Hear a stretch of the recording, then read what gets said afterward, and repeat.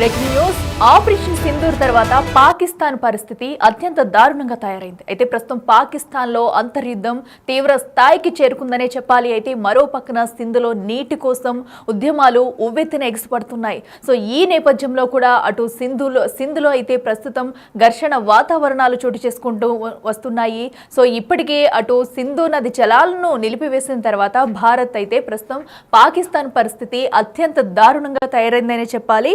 అయితే ఈ నేపథ్యంలో నీటి కోసం ఒక పక్కన సింధు నది జలాల కోసం కూడా సింధులో ఉవ్వెత్తున ఉద్యమాలు అయితే ఎగిసి పడుతున్న నేపథ్యంలో అటైతే నిన్న పాక్ ప్రెసిడెంట్ ఆసిఫ్ అలీ జర్దారీ కూతురు ఎవరైతే ఉన్నారో ఆసిఫా భుట్టో జర్దారీపై దాడికి తెగబడ్డారు సింధు నిరసనకారులు. అయితే ఏదైతే ఆ సంఘటన స్థలానికి ఈమె వెళ్లడంతో కూడా ఒక్కసారిగా నిరసనకారులు అయితే అటు ఆసిఫ్ అలీ జర్దారీ కూతురు పాక్ ప్రెసిడెంట్ కూతురుపై కూడా ఎదురు దాడికి తెగబడ్డారని చెప్పాలి నిరసనకారులు. ఈ ఘటనతోనే మనం చెప్పుకోవచ్చు అక్కడ పరిస్థితి ఎలా ఉందనేది.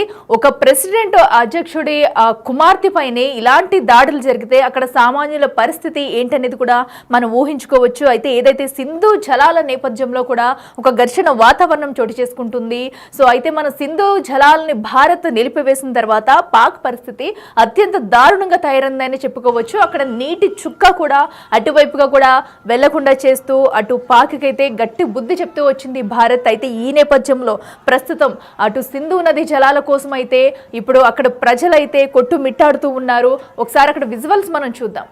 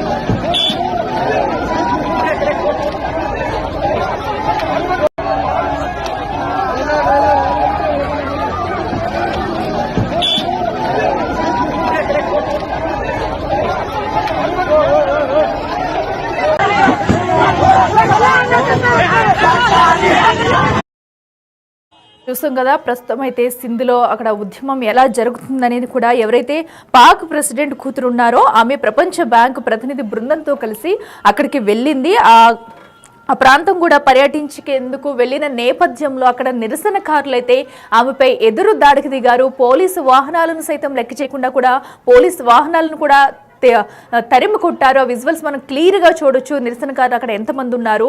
ఒక పాక్ ప్రెసిడెంట్ కూతురు వెళ్తేనే నిరసనకారులు ఇంతలా తెగబడి ఆమెపై దాడికి ప్రయత్నించారు. కార్లపై కూడా పోలీసు వాహనాలపై కూడా నేరుగా వెళ్లి వాటిపై దాడి చేసేందుకు కర్రలతో అటు అందరూ కూడా ఒక్కసారిగా తెగబడి వెళుతున్న దృశ్యాలు మనం చూస్తున్నాం. పోలీసు వాహనాన్ని సైతం కూడా నిరసనకారులు అక్కడి నుంచి వెళ్ళగొట్టే ప్రయత్నం అయితే చేశారు. కర్రలతోటి దాడి చేసేందుకు ప్రయత్నించారని చెప్పాలి. సో ఈ నేపథ్యంలో అక్కడ పాక్ ప్రెసిడెంట్ కూతురు పరిస్థితి ఈ విధంగా ఉంటే సామాన్యుల పరిస్థితి ఏంటనేది కూడా మనం ఊహించుకోవచ్చు. సో చిన్న పెద్ద తేడా లేకుండా నిరసనకారులు పెద్ద ఎత్తునైతే అక్కడ ఘటనా స్థలానికైతే చేరుకున్నారు. సో ఏదైతే సింధు ప్రావిన్స్ లో పర్యటించింది ఆసిఫా భుట్టో అటు పాకిస్తాన్ ప్రెసిడెంట్ కూతురు ఆమెపై కూడా ఇంతలాగా దాడికి తెగపడ్డారు నిరసనకారులు. పోలీసు వాహనాలతో ఆమె భారీ బందోబస్తుతో కూడా అక్కడికి చేరుకుంది. ప్రపంచ బ్యాంకు ప్రతినిధి బృందంతో కలిసి పోలీస్ వ్యవస్థతో కలిసి ఆమె అక్కడికి చేరుకున్నారు ఆ ప్రాంతానికి. అయినా కూడా నిరసనకారులు ఎక్కడా కూడా తగ్గకుండా పోలీసు వాహనాలను సైతం లెక్క చేయకుండా కూడా ఎదురు దాడికి తెగబడ్డారని చెప్పాలి. కర్రలతో కూడా అటు పోలీసు వాహనంపై డైరెక్ట్ అటాక్ చేస్తున్నారు. విజువల్స్ మనం క్లియర్ గా చూడొచ్చు బిగ్ టీవీ స్క్రీన్ మీద. సో వాళ్ళందరినీ కూడా అక్కడి నుంచి వెళ్లేంత వరకు కూడా ఊరికనేది లేదంటూ తరిమే ప్రయత్నం అయితే చేస్తారు. ఆ విజువల్స్ కూడా మనం చూస్తున్నాము.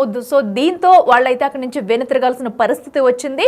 సో ఎన్ని వాహనాలతో వచ్చినా, ఎంత బందోబస్తుతో వచ్చినా అక్కడ ప్రెసిడెంట్ కూతురు లేదు, ఎవరు లేదు, ఎవరిని లెక్క చేయకుండా అక్కడైతే అంతర్యుద్ధం ఉవ్వెత్తున ఎగిసి పడుతుందని చెప్పడానికి ఇవే క్లియర్ కట్ గా సాక్ష్యాలని కూడా మనం చెప్పొచ్చు. సో అక్కడ చిన్న పెద్ద తేడా లేకుండా ప్రతి ఒక్కరూ నిరసనకారులు అయితే ఆ ప్రాంతంలో ఉన్నారు. సో పాక్ ప్రెసిడెంట్ కూతురు అక్కడికి వచ్చిన నేపథ్యంలో అటు ప్రపంచ బ్యాంకు ప్రతినిధులతో కలిసి వెళ్ళింది ఆవిడ. పోలీసు వాహనాలను బందోబస్తును కూడా తీసుకువెళ్ళింది. అయితే వారందరిపై కూడా దాడి చేశారు నిరసనకారులు. పోలీసు వాహనాలను సైతం లెక్క చేయకుండా కర్రలతో దాడికి యత్నించి అక్కడి నుంచి వెలగొట్టే ప్రయత్నం అయితే చేశారు. సో పోలీసులు వాహనాలు ప్రతి ఒక్కటి కూడా ఆ ప్రెసిడెంట్ కుదురు కూడా అక్కడి నుంచి వెనుతిరిగి వెళ్ళిన దృశ్యాలు అయితే మనం చూస్తున్నాము. దీన్ని బట్టి అర్థమవుతుంది ప్రస్తుతం అక్కడ సింధులో పరిస్థితి ఏ విధంగా ఉందనేది. సో అయితే మనం అటు సింధు నది జలాలను ఆపేసిన తర్వాత సింధు ప్రజలైతే నీటి కోసం ఒక యుద్ధమే చేస్తున్నారని చెప్పాలి. సో ప్రస్తుతం అయితే అక్కడ ఎవరు పట్టించుకోలేని సిచ్యువేషన్, నీటి కొరత ఎంతలా ఉందనేది కూడా తెలుస్తుంది మనకి. సో ఈ నేపథ్యంలో అక్కడికి వెళ్ళిన ఎవరైతే పాక్ ప్రెసిడెంట్ కూతురిపై కూడా నిరసనకారులు అయితే దాడికి దిగారు. అయితే జర్దారి జంషోరో టోల్ ప్లాజా దగ్గర ఉద్యమకారులు అయితే అడ్డుకున్నారు. ముందుగా జర్దారుపై దాడి చేశారు ఉద్యమకారులు. ఇక వెంటనే అప్రమత్తమైన పోలీసులు అయితే అక్కడి నుంచి ఆమెను పాక్ ప్రెసిడెంట్ కూతురు జర్దారిని అయితే తరలించారు. ఇక పోలీస్ వాహనాలను కూడా ధ్వంసం చేసేందుకు నిరసనకారులు అయితే లెక్క చేయకుండా కర్రలతో దాడి చేశారు. సో దక్షిణ పంజాబ్ భూములకు సాగునీరు అందించే చొలిస్తాన్ ప్రాజెక్టుకు ఇక ఫిబ్రవరి 15 అయితే శంకుస్థాపన జరగనుంది. అయితే ఈ ప్రాజెక్టును కూడా వ్యతిరేకిస్తున్నారు సింధు ప్రజలు. ఈ ప్రాజెక్టు వద్దంటూ కూడా ఇప్పటికే నిరసన వ్యక్తం చేస్తున్నారు. సో ఈ నేపథ్యంలో ఈ ప్రాజెక్టుకు సంబంధించి ఆ ప్రాంతంలో పర్యటించేందుకు వెళ్లిన పాక్ ప్రెసిడెంట్ కూతురుపై అయితే నిరసనకారులు అయితే దాడికి తెగబడ్డారని చెప్పాలి. ఏదైతే చౌరస్తా ఉందో అక్కడి నుంచే ముందుగా అప్రమత్తమైన పోలీసులు అయితే ఆమెను వెనక్కి పంపించే ప్రయత్నం చేశారు. ఇటు నిరసనకారులు అయితే ఎక్కడా తగ్గకుండా పోలీస్ వాహనాలను సైతం లెక్క చేయకుండా కూడా దాడికి తెగబడ్డారని చెప్పాలి. సో అక్కడి నుంచి పోలీస్ వాహనాలను కూడా చెల్లాచెదురుగా వెళ్ళిపోయే సిచ్యువేషన్ అయితే మనం చూస్తున్నాము. సో నిరసనకారులందరూ కూడా అక్కడికి భారీగా చేరుకున్నారు. అయితే ప్రాజెక్టు ఏదైతే ఫిబ్రవరి 15న శంకుస్థాపన జరిగే ప్రాజెక్ట్ అయితే ఉందో దాన్ని అయితే పూర్తిగా వ్యతిరేకిస్తున్నారు సింధు ప్రజలు. ఈ ప్రాజెక్టుకు తీవ్ర వ్యతిరేకంగా కూడా తీర్మానం చేసింది సింధు అసెంబ్లీ. మరి ఈ నేపథ్యంలో ఎలాంటి నిర్ణయం తీసుకుంటారనేది కూడా ఉత్కంఠంగా మారింది.